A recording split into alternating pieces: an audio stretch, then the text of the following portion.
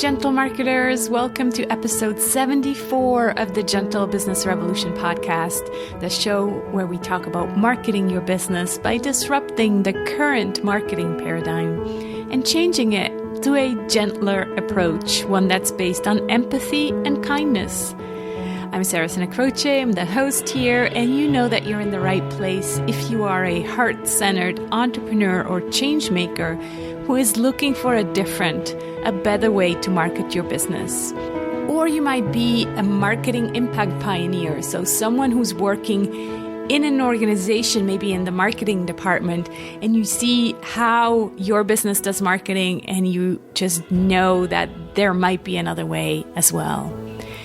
So this episode today, this is the first episode of a special week here on the Gentle Business Revolution podcast, a week where we celebrate kindness. Because it's actually also the official worldwide Random Acts of Kindness Week. So during this whole week, I'll be posting a daily episode to celebrate kindness. I invited different people whom I see as representatives of kindness in business and talk to them how they see the role of kindness in marketing and business. Now, these episodes are sponsored by the Gentle Marketing Revolution book that is now available for pre-sale on Amazon, and you can get it at thegentlemarketingrevolution.com/book or directly on Amazon. Besides sharing 2 random acts of kindness, so 2 ideas that you can try out at the end of each episode, I'm also giving away a year-long membership to the Gentle Business Circle. If you haven't heard me talk about the Circle yet, it's our community of gentle marketers where we discuss this new marketing and business paradigm on a monthly community call. This giveaway is an act of kindness of one of the participants of the Kickstarter that I hosted earlier this year. So some people chose the Gentle Business Circle reward without needing the membership. So they were friends and family. And when I asked them, they happily offered to have me use their membership as a giveaway this week. So they paid for it, and you can now get it or win it during this special week. So make sure you listen till the end of this episode to find out how to apply for a free membership. So my first guest today is my friend and mentor and coach, Jenny Blake. Jenny played a big role in the creation of the Gentle Marketing book. She helped me with the organizational structure, shared her stories with me while I was researching, and I then also featured some of those stories in the book. And then even wrote an amazing foreword together with Penny Pierce. So the foreword has its own story, and we'll touch upon that during our conversation. But yeah, she's just kind of like one of those people that I think of when I think of gentle marketing. Let me tell you a bit more about Jenny.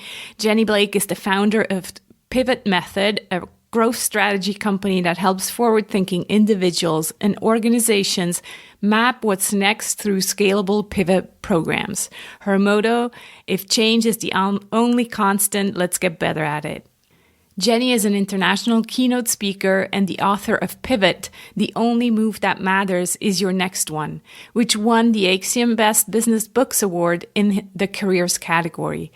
After 5 years at Google in coaching, training, and career development, Jenny pivoted to running her own business in New York City in 2011. In 2015, she launched the Pivot podcast, which CNBC listed among 6 podcasts to make you smarter about your career. Entrepreneur selected as one of the top 20 female-hosted business podcasts, and Parade named among 25 motivating podcasts to transform your morning commute. Today, you can find Jenny at pivotmethod.com. And again, her podcast is called Pivot Podcast. So without further ado, let's talk to Jenny. Hi, Jenny. So good to speak to you again. Hi, Sarah. I am so happy to be here, and I'm celebrating you and this beautiful book. Congratulations. I'm so happy for you. Thank you so much. And you know that you play the big role in it. And so I'm so delighted to have you on during this special week. As I mentioned to you before we hit record, I'm celebrating the book Typical Introvert Style by putting the spotlight on, something else. I'm just kind of like, I'm here. I'm the sponsor, but I want to really focus on kindness in business. And so I love that. Yeah. I love that. It's so the message of the book of weaving it with a broader purpose. And it's not just about you and your book. It's the message that you care so much about gentle business and kindness. And I think the tie-in is perfect. I love it. Yeah. And you and I are both in the group of Tosha Silver, which is kind of a, how would you call it, astrology/spiritual group. And she keeps coming back to me with her idea when she says, she's written a book that's called It's Not Your Money. But then people write in and they talk about their business or they talk about their book. And she keeps repeating this thing. It's like, it's not your book or it's not your money. And that's exactly how I think of the book. And sometimes it's hard not to mention that I wrote the book, but I really don't feel like, oh, this is my book. It's just a book that I happen to have written, but now it's out there and it's not my book. I will say, happen to have written, you had the vision, you worked so diligently. I won't even say hard, because we know that gentle business means you're working in a really aligned and attuned way. It's been so beautiful to see you be a shepherd for this book and this message. And that is what I think Tosha Silver is saying. She's like, of course you're going to meet the universe halfway, as you did, Sarah. Right. And the obsession over the outcome or the attachment to the results, that's where we get to surrender. And in fact, I think when we tell ourselves, it's not my book, it's not to abdicate and say, oh yeah, I hardly lifted a finger. It's like you showed up every single day to make this thing real. And that is such a service to the rest of us. And yet we don't need to waste our energy or spin in circles around, oh no, what if it doesn't sell enough? What are the metrics? Who's going to buy it? What if it doesn't work? That's taking what she calls ownership. Right. And, the whole forum that we're part of is about outrageous openness and relinquishing this sense of doership, as she calls it, that we're the doer. The small self is the doer of all the things and all the results. And you model that so brilliantly with, okay, the book is out there. And then I really believe this too, and Seth Godin talks about this as well, that your job is to sell the first X number of copies, 1,000, 5,000. Most books don't sell more than 1,000. But then it's really the book's job. The book takes on a life of its own. It's every reader that reads it and is moved by it and tells a friend. That is how messages like yours really get longevity. Yeah. Yeah, it's beautiful to think that way, because I just sent out a video on Kickstarter and people keep mentioning, oh, you're in the middle of a book launch. Oh, you must be so busy. And I'm like, I'm actually okay. Yes, I'm recording podcasts, but I get to talk about what drives me. And so I'm having a great time being a guest on all these different shows. And so it just feels really, really good. I don't feel stressed at all. So that is, I guess, letting go of the outcome for me. So I love that. And also being present and enjoying this huge accomplishment in that sense. It's like, I felt the same way when I launched my first book. I was totally burnt out by launch day, and I had a full-time job. There was a lot going on. But with my second book, I was determined, as you're doing, to relax, to enjoy it. I think it's kind of crazy when we look at if an author is just so burnt out and spent, and it's understandable because, we all care so much about these big passion and legacy projects, but it's also kind of silly. It's like you've worked so hard to get to this point. 1 week is not the end all be all. I think we really need to extend in terms of gentle business and gentle marketing, extending the window of I won't even use the word success. I don't like that word, but the measure of time can be so much longer. We think of a launch as a day or a week, but really it's a 1 year, or as one of my mentors planned for his book, a 5-year measurement window of I'm going to give myself 5 years to get this message out in the world and have it be a go-to book in its category. And I think that's so much more empowering so that we don't run ourselves ragged when the big launch day arrives. Yeah, it's so funny to think that, within a week, you're going to get this message out. It just doesn't work that way. That's not how things work organically. And so, yeah, it's not the gentle way. Exactly. No, it's not. It's not kind. It's not kind to ourselves or the book. I think of it like it's the equivalent of entering your book in a child beauty pageant and being like, you better win this thing. Our whole household is dependent on you. And this poor little kid. Yeah. He'll shrivel up in a corner and say, no, I don't want to go out there anymore. Yeah. And we're putting all this pressure on this thing that doesn't get that pressure off of me, just let me fly. These messages need, exactly as you said, such a more organic, kind, flowing approach. Right. Let's talk about gentleness and kindness in business. Then we talked about, how a launch feels and how we apply kindness to ourselves. But what comes up for you when you think about kindness in business? I feel like it's the only way, at least for me. Of course, not the only way out in the world, but I don't know where it is that people lose track of why they're in business, or this whole thing about whether it's money, power, fame. I think these are some of the corrupting aims, or growth at all costs. I feel really passionately about how toxic growth at all costs companies are, and often the culture for the employees, and things where they're publicly traded. So the metrics, the revenue always needs to be up and to the right. Otherwise, it's a problem.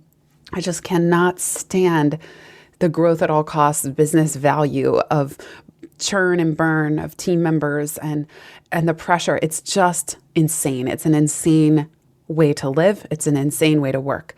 So when I think about kindness, it's like asking the question for all involved, whether it's the founder, the CEO of the company, for team members, for clients, and whether your value is kindness or gentleness or generosity. What is the highest good for everybody at any given moment in time?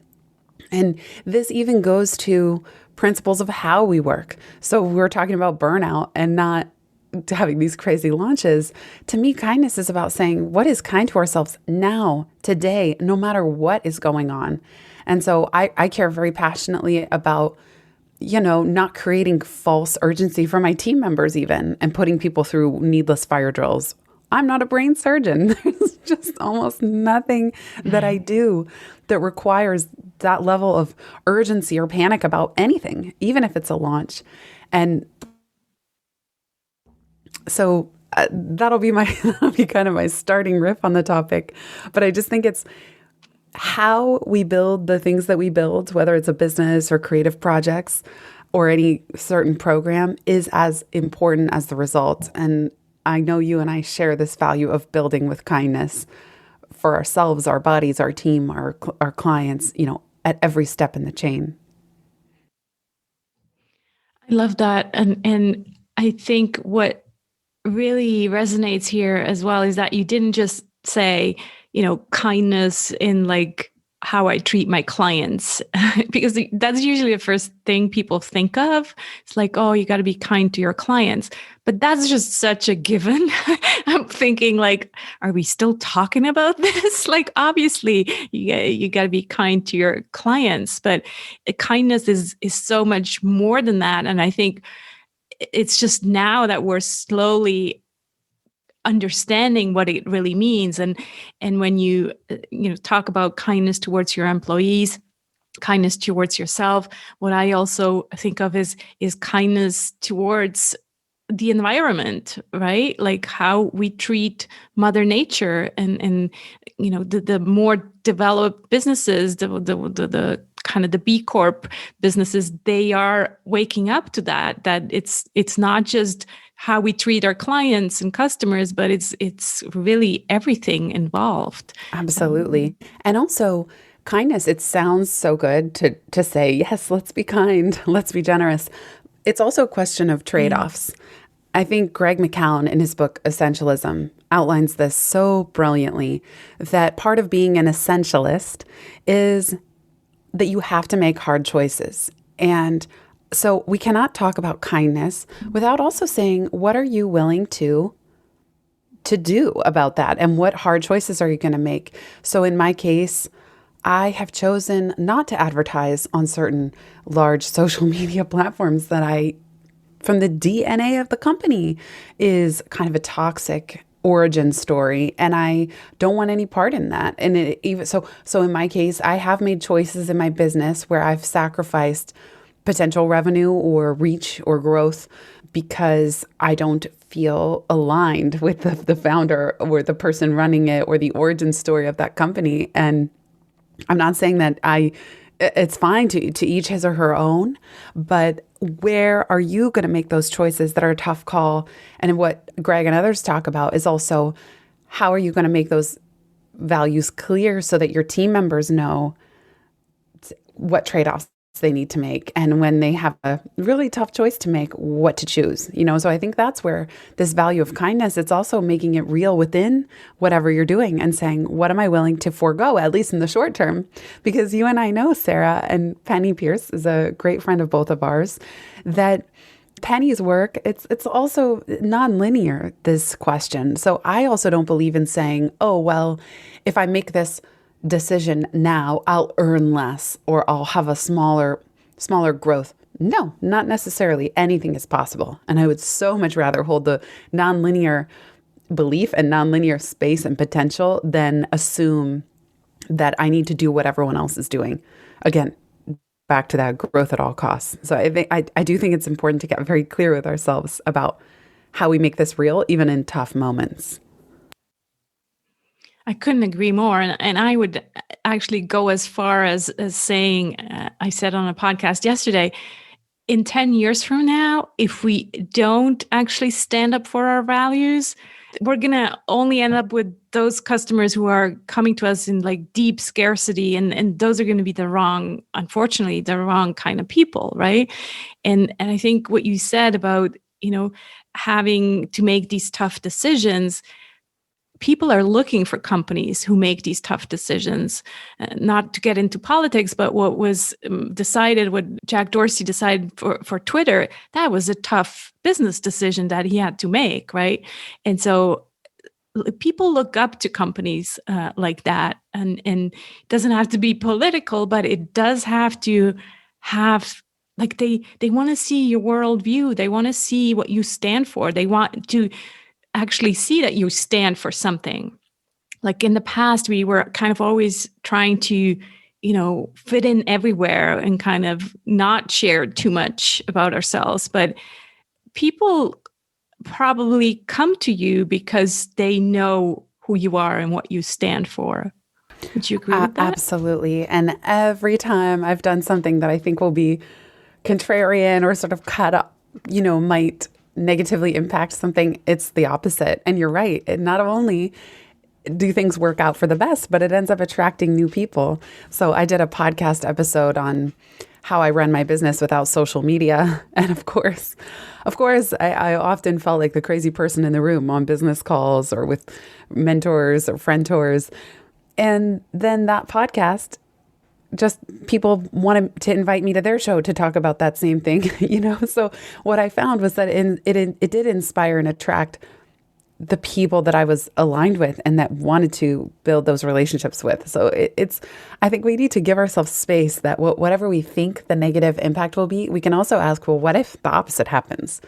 And as you so brilliantly pointed out, what if this means we end up attracting people who are the best possible fit and that we resonate? And that's how I met you, Sarah. It's that we had such, of course, a serendipity story, but also resonating with each other's values. And then it's so much clearer when you're willing to be upfront about what you stand for, it is so much clearer to say, you know, and I really appreciate that. And it's so for me, the more specific that I get with my programs and my language, the more aligned. I just can't believe the magic of who I end up meeting because of doing that. Yeah, exactly. Yeah, because you just kind of resonate at this very deeper level so that it's almost clear already that you're friends, and then you discover, well, who's this business person behind the initial kind of friendship that we already built. It's really and it also is interesting. I read that your website should repel certain people. It should repulse a certain kind of people. So I also think it becomes a filtering mechanism where, you know, in your case, Sarah, like if somebody just had no belief in esoteric wisdom or astrology or numerology, many episodes ago, they would be repulsed. They'd be like, oh, I can't believe this rigmarole. And they're gone. Yeah. So in that way, I feel like, some of our heart-based language, gentle business. There are people out there that they just find this atrocious, and good riddance, you know, but it's such a good filtering mechanism so people can just bounce off of your ecosystem if they're not meant to be there. Whereas if it was a little more watered down and middle of the road, yeah, exactly. Like, as you said, it'd be more confusing and confused all the way through at every step in the business chain. Yeah. One thing that I also talk about in the book, and that's kind of part of the 7 Ps of gentle marketing, is the partnerships, right? And I think really these collaborations, and then of course our collaboration for the beautiful foreword that you and Penny wrote together, I think that is going to be part of the way we do business going forward, the way we do marketing. And really, it's a great way, I think, to practice kindness. I also saw you collaborate with someone else, with Mike and Dory, in this great webinar where you kind of, well, actually, I let you explain what that was and how that felt for you. Yeah, well, both were so fun. So writing your foreword, I have never been asked to co-write a foreword. And Penny and I had so much fun. We opened up a Google Doc. We had a planning call of the high level, what we thought, you know, your brilliance, what we wanted to highlight in the book. But then she took the first crack and she wrote thoughts for our different main chunks. And then I would go into the doc and riff on what she wrote. So it was not happening in real time. And then after I did a riff, she would go back and respond. And then I would respond. So it was so cool how the whole thing just unfolded so organically. Again, it's not like we were on the phone and it wasn't this, I mean, we had one call, but we weren't trying to write while on the phone and like nail down our exact ideas. And you gave us the space as well to let a forward take a different format and to be in a conversational format, which I think is really unique. And then with a call with Mike and Dory, you know, that was another fun one where Mike reached out and he said, hey, it would be fun to do a webinar or Q&A on reimagining, or I think he called it reinventing your business. And we just all got on 10 minutes early. So there was no plan other than he is a really great facilitator because he's just so like powerful. And the session moved so quickly and there were so many great questions, and just the energy of combining our 3 different audiences, I think also brought 3 different and related groups of people together. And then also Mike, Dory, and I are also different in terms of the perspective we bring so to each question, which I do think just can make things really dynamic. And I love collaborations like that. For me personally, collaboration is not a go-to because I like moving fast by myself. But if I can collaborate with someone, as in these 2 examples, with very minimal process and like rigmarole, then I love it. Then it's so much fun. Yeah. And I think that was such a great kind of different marketing example as well, this webinar. It really resonated with me because there was no pitch, like there was no, follow up with 10 emails into Mike's funnel or any of your funnels. The idea was just, if you resonated with what we shared here, please buy our books or please buy the book that you don't have yet. And so it was just a great experience altogether. And to hear you say now that you only got on the call 10 minutes before makes it so delightful and easy and fun, right? It's not like, oh my God, you had to like plan for a day. And a lot of people, I think they put a lot of work into their marketing and it just doesn't feel like fun anymore because then your expectations are so big. Where here it's like, well, let's put this together and off we go. Totally. Yeah. And that what you said, just marketing can be fun and that I would not have it any other way. So for me, I find marketing, the word itself to me kind of goes in the bucket of networking. Like, oh, do I have to? So the only way I can do it is to think about what do I enjoy most? And I wouldn't, in my case, in order to get me to do it at all, I can't even think of it as marketing. I have to think of it as like, how do I get the word out, or how do I help bring these ideas into the world, or how do I add value around what I'm creating so that people are curious and want to learn more? And then what do I enjoy the most? And how can I go all in on just a few strategies rather than going back to running yourself ragged or running myself ragged, trying to do everything? So for me, like, if I write a next book, which I'm kind of noodling on, I don't know how it's going to go trying to get a book deal because I'm not on social media. And it's the first question that all these publishers want to know is, how big is your platform? And someone will have to take more of a leap. But I'd rather not get a publisher or have fewer offers than spend 5 years doing stuff I don't care about. Just don't want to do it. I think that's an important topic that we kind of are still often confronted with, in terms of like playing the game to a certain extent or not wanting to play the game. Like I noticed for this self-publishing on Amazon, it's like, well, people tell you that, you have to in a certain way play the game. You have to know the keywords. It's all about ranking. And I'm like, okay, I know how the game works. It's like a website. It's SEO and all of that. Fine, I'll play the game to a certain extent, but there are things that I won't do. Like, I discovered that people are buying reviews for their book. I'm like, oh my God, how could you sleep at night if you're buying reviews for your book? And so there's just, we're always confronted with this kind of game, and social media is one of those games. And I think it really takes a lot of courage and strength to say, I'm not playing that game. I'm going to do it differently. I know. Isn't it so crazy? Like buying followers, buying reviews. Oh my gosh. And then I even see people doing things for podcasts. Like, I don't know, that I find a little gimmicky, leave. And that you used to not be allowed, by the way. You used to not be allowed to say, if you leave a review, I'll give you XYZ thing. And kind of create these misaligned incentives. Right. Some of that just became regular practice. Like, okay, it's a contest. Whoever can, leave the most reviews or leave a review and you'll be entered to win $1,000 certificate to Amazon. Mostly I see $100 certificates, but nonetheless, it's like, I guess if people are leaving authentic, genuine reviews, fine, have a contest. Right. If they actually read the book, let's hope they read the book.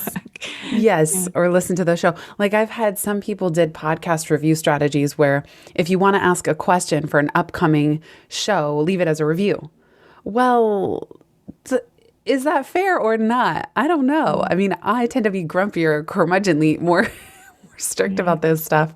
But yeah, it's a gray zone for sure. Out there. Yes. It's a big gray zone. I think that's why it's so important that we know our values and we know, we're allowing ourselves to put boundaries and say, no, I will go this far and this still feels like integrity to me, but anything beyond that, no thanks. And then also, like you said, if it's it's not just that it doesn't feel like an integrity, but we're hating this whole social media thing. So why would we have to play this game just so we get a book deal? Yeah, totally. I don't have the answer to that. I just know, I think that in terms of marketing, there are so many other ways, and you can, get away with not having to do Facebook ads or using these kind of sketchy and manipulative strategies that we're being sold to. So there's definitely other ways. Yeah, and this is why I'm so glad that people like you are doing the work you're doing, because we all need to invent things together. Yeah. We all need to, with this lens of gentle business and kindness and integrity, we will need to get creative and say, what are our ideas? And I loved seeing how you did your Kickstarter. I think you've done really creative things. And again, if we take the pressure off of having to sell X number by this date or have X number of reviews by such and such date, well, then we can be a little more creative and free-flowing with it and just take the pressure off of some of these vanity metrics, rather than maybe the success of any book or podcast is who do you get to meet? And maybe there are priceless relationships that you form or opportunities that come your way that are much more valuable actually than what any of the numbers might say. Yeah. Yeah. And what also comes to mind is this idea of, the more gentle people are usually not the loudest. And for all these years, we've been exposed to mainly the loudest and most aggressive techniques, because those are usually the people who want to be the loudest and want to be heard and spread their message. And so all the gentle people are like, well, I guess that's what it is. That's what it takes to build a business. And so we could, me included, just kind of followed all this advice. And I think it really is time to say, well, but there's another way, and we do it differently. Yeah, absolutely. I thank you for just putting that out there repeatedly, and I love even the people you bring together and interview, and I think this is how we can learn as well, is just learn from each other, and then the transparency of sharing as well, like sharing what's working and sharing the perspectives and the examples that you've even given in your book are so powerful. Talking about sharing, I'd like to ask you, we talked about boundaries several times. And when I think of boundaries, I think of you as the boundary queen. Like you have I'm pretty good at boundaries myself, so if I dare say so, but you have like the best boundaries. So talk to us how you're being kind to yourself when it comes to business decisions. So the one I'm thinking about is how you just, get off email for like several weeks and you like put in a reply that says, I'm working on something and won't be replying. So are there any other examples that you could share with us? Well, thank you for saying that, because for so long, boundaries were my biggest struggle. So I'm kind of shocked actually. I've never heard somebody say my name and boundaries in a positive way. It's very, very interesting. Thank you, Sarah. And I certainly had my fair share of just horrible bad relationships throughout my 20s. And now I'm married to a wonderful person.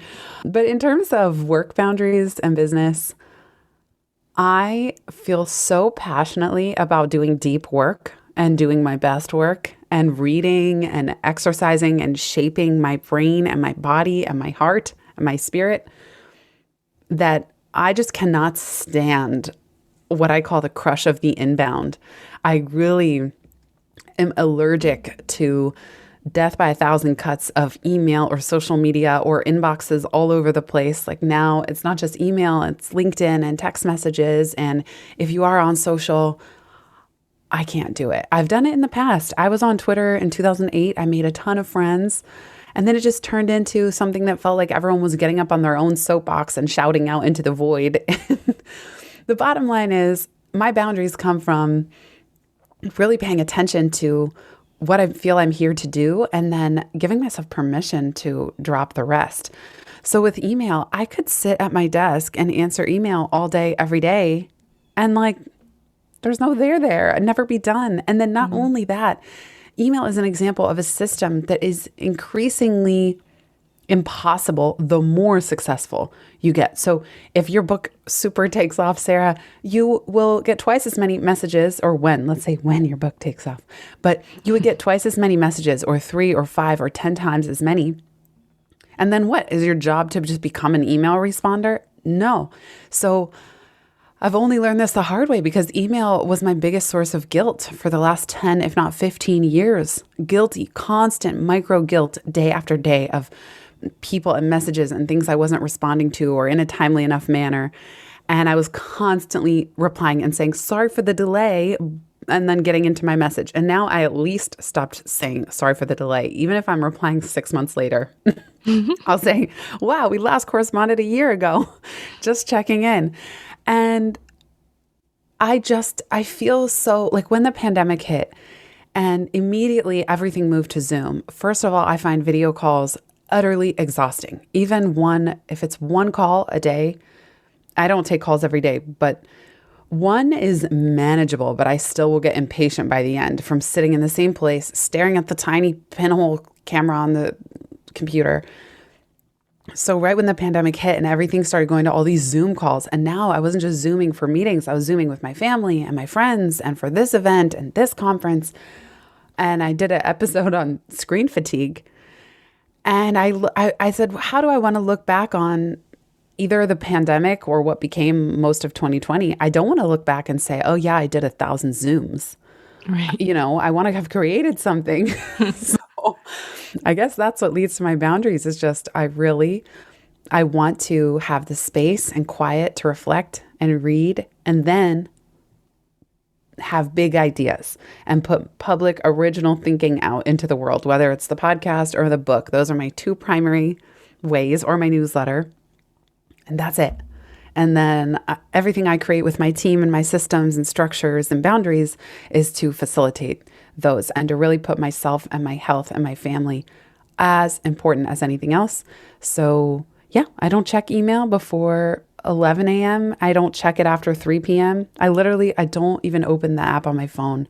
I'm not just saying that because I'm too prone to anxiety. So I know if I saw something, I'd think about it the rest of the night. So it's just also these mechanisms for survival, being a sensitive person. You and I did an episode on being an HSP. That's right. Yeah. And I also want to give credit again to the book Essentialism, because that's really what brought me to, better boundaries and just, making sure that I focus on what's essential. So Greg McKeown's Essentialism, we'll put it in the show notes. Eye-opening, and still up to this day, my most favorite business book that I usually recommend. So I'm glad you mentioned it before too. Yeah, I'm rereading it now, and he has a great podcast as well, What's Essential. He does essentialism interventions. I just love how clearly he says that any yes is a no to something else. And we have to be so clear on that. And he does a really good job too of saying that we're often saying no to very good things. So this isn't just about saying no to things we don't like, kind of as I just described, but it's really making the tough decisions to free up time. So even within a business, it's like really cutting off, because if we spread our attention too thin, we don't do anything, or we don't get that surge of energy that goes just into one thing. Yeah. And that reminds me also of this idea of the gentle marketing superpower, to really find that one thing that you're good at and then say no to all these other things. Because obviously you could be doing all these things, right? You could have a podcast, and you could have a newsletter, and you could have a Facebook group, and there's so many things that you could or should be doing. But again, you're kind of losing focus. And so it's important to say no to these shiny objects that people keep telling us, what? You're not on Instagram? And, you could be doing all this business. And so, finding that gentle marketing superpower is key, because it gives you so much freedom, because you're just focusing like you on the podcast and on the book. And that's it. Yes. One of my favorite quotes is, in commitment, we find freedom. Yeah. And just that it is committing to these values, to our best work. And this is increasingly a skill because there are so many opportunities and information and inboxes and pulls for our attention that this is not easy to do. If anything, it gets harder and harder. So just practicing that discipline. And also, I think if you're listening to this, what are some small experiments you can do? So if you're someone, you currently check email until 6, 7, 8, 9 p.m., unless you're a night owl, just what's some adventure you could take of like, okay, just today, I'm not going to check after 4 p.m. And maybe that sounds really radical and you're worried and nervous. And then the next day you wake up and you see, oh yeah, nothing fell apart. The sky didn't come crashing down. So I think it's important to take risks in this way, small ones that show to ourselves, oh yeah, what's the worst that's going to happen? Nothing so terrible. My favorite is when the problems resolve themselves and you get, a follow-up email 2 hours later. Oh, never mind. I found the problem. I found the solution. And had you not waited, you would have freaked out for 2 hours.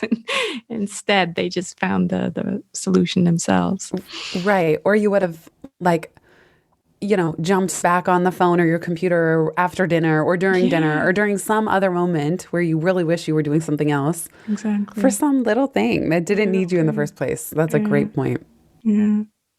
This has been absolutely delightful. Like every time I talk to you, Jenny, I want to ask the last question that I always ask. What are you grateful for today? It's a special day, actually, that we're recording this on. That's true. Yes, I am grateful, to be starting my day with you because it's morning my time. And, this is it. This is why everything we just talked about is to leave space for conversations like this. And I'm so grateful, Sarah, that our paths have crossed. And I'm grateful to you for doing the work you're doing in the world and being who you are as you do it. It's just really, you are the message of gentle business and kindness and interesting conversations. So I'm very grateful for you. And I'm also grateful that on a different note, I took my dog out this morning and it was snowing.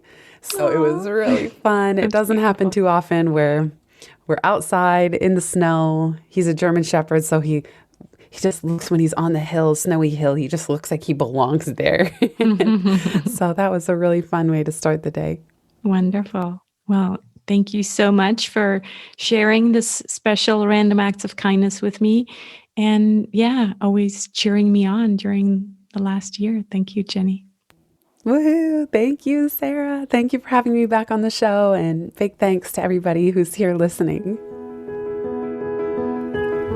I hope you enjoyed this conversation with Jenny Blake and got some inspiration. And I'm sure there's a few gold nuggets in there and things that you might want to change or try out in 2021. Please check out Jenny's website at pivotmethod.com. And again, her podcast is Pivot Method. And offline, she was telling me that she has a new podcast coming out as well. So look out for that. She will definitely announce it on her existing podcast and on her website. But it's one that is mainly geared towards entrepreneurs. So I'm personally very excited about it. 4 more things before you leave. I mentioned it before. This episode is sponsored by the Gentle Marketing Revolution book that's coming out this week. I decided to launch during this Random Acts of Kindness week and really make kindness the focus. If anything you hear during this week or really have heard during these past 1.5 years on this show, if any of that resonates with you, I'd love for you to get the book over at Amazon.com or thegentlemarketingrevolution.com/book. Also, I said I was going to share 2 random acts of kindness ideas. So today's ideas are: ask questions of someone you don't agree with and really listen with an open mind. And the second one is spend time with a grandparent or elderly friend today. The third thing I wanted to tell you is that you're invited to join us for the book birding party. is happening this Wednesday, so February 17th, and it's also the official Random Acts of Kindness Day. We'll be recording the episode live on Zoom, and my friend Kat Rose will be interviewing me about gentle marketing, about the book, about the process, and all of that. You can join us at sarahsonandcrochet.com/party. You need to sign up so that you get the Zoom link, and it's happening at 11 a.m. New York time, Eastern time zone, and that is 5 p.m. in Switzerland, 4 p.m. in London. And of course, you can interact, or you can just kind of be a quiet observer. Everything is fine, but we'd love to have you there. Thanks so much. And finally, in order to apply for the free year-long Gentle Business Circle membership, please leave me a voice message at sarahsonandcrochet.com/ask and tell me why you'd like to join the circle and why you'd like to be considered. I'm giving away one free membership each day, and the first message I'll get wins. Don't forget to leave me your name and email so that I can contact you and give you the good news. So thank you so much for tuning in today. You'll find the show notes with all the links at sarahsonandcrochet.com/GBR74. I'll be back tomorrow with an interview with the founders of Sea Kindness, a social enterprise whose vision is to strengthen community resiliency, cultivate a safe space for positivity, and encourage vulnerability through the recognition of kindness and gratitude. I hope to connect with you then. In the meantime, let's be the change we want to see in the world. Speak soon.